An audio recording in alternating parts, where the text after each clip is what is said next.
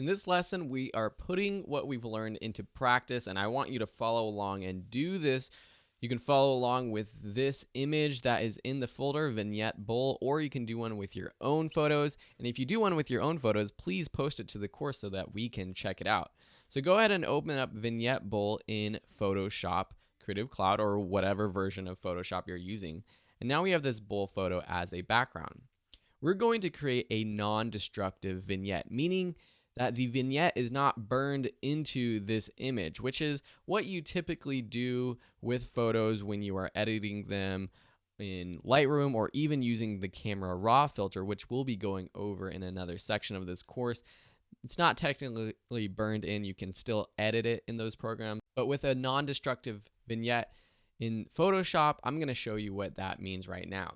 The first thing we're going to do is create a new layer. So just press this new layer button.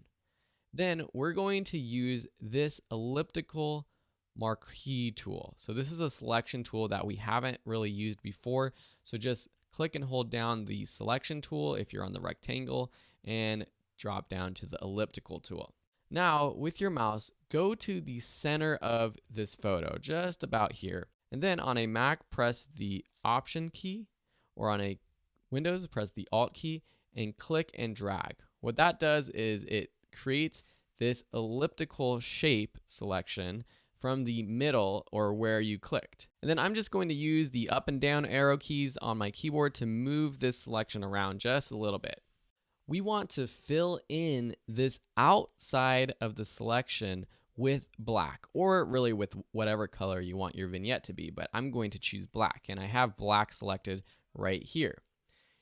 To fill in a selection, what you can do is just press Option, Delete, or if you're on a PC, Alt Delete.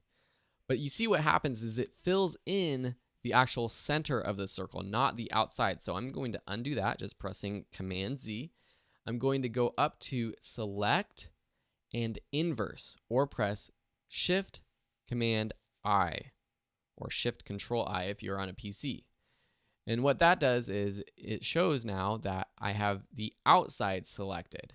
So now when I press Option Delete, it creates a hard vignette on the outside edge. Now to kind of undo this selection, or just to get outside of this selection option, I'm just going to click right in the middle. And now we don't have the outline selected, and I'm just going to go back to my Move tool. I'm going to double click right here where it says Layer 1 and just call this Vignette. Typically, vignettes are a little bit blurred. I don't really like the hard edge, so I'm going to go up to Filter, Blur, and Gaussian Blur. And now, if I move this module over here, I can see what a Gaussian blur does to this layer. It blurs it out, making the edge of this circle a little bit softer. So I'm going to select OK. I like that. I'm going to drop the opacity just a little bit because I don't want it to be so dark, even down to something like 42. And that's pretty good, but maybe I want to move the bowl image just a little bit. And this is where the non-destructive part of this vignette works really well. I'm going to increase this to 100% just so you can see. To make this background a layer that can be moved, you can do a couple things. One is just drag it into the new layers option, and then you can just select the background and delete it. Or you can just double click the background layer to rename it, and then select the name and press OK, and it becomes a layer that you can move. Now I can actually take this layer, resize it, move it around so that it is more in the vignette, or in the placement of the vignette that I want. Now this non-destructive vignette means that the vignette stays where it is. I can move the background wherever I want and the vignette stays still. I can select the vignette now after placing the background bowl image by pressing Return on my keyboard, and drop the opacity, whoops, not of the bowl, but of the vignette down something like that. And if I turn on and off the vignette, you can really see the difference of what this does to this image. It really draws in your attention to whatever is in the inside of your vignette. And that's why you use vignettes, to draw the viewer's attention to something.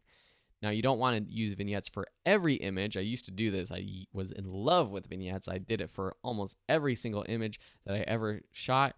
But now I only use it for specific photos where it really, really does help draw the viewer's attention to whatever I have shot. Sometimes I like just having a non-vignetted image without the dark edges. But this is how you create a non-destructive vignette. And then, hey, check out this. If I go to any of my other photos, I drop it in here and I put it beneath. Let me just increase the size first, place it, and then put it beneath a vignette. Now I can use this vignette on any type of image that I add to this project. Pretty cool, right?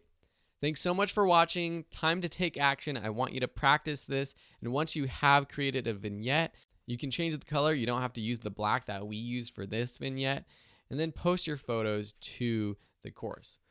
A quick way to change the color of this vignette is just to double click right here on this image right there of the vignette. Go down to color overlay and select a different color. So maybe we want a white vignette. Select OK. So that's adding an effect for the color. It's not actually changing the color of the actual shape, but it's a quick way to have a white vignette and a dark vignette as options for your photos. Thanks so much for watching, and we'll see you in another lesson.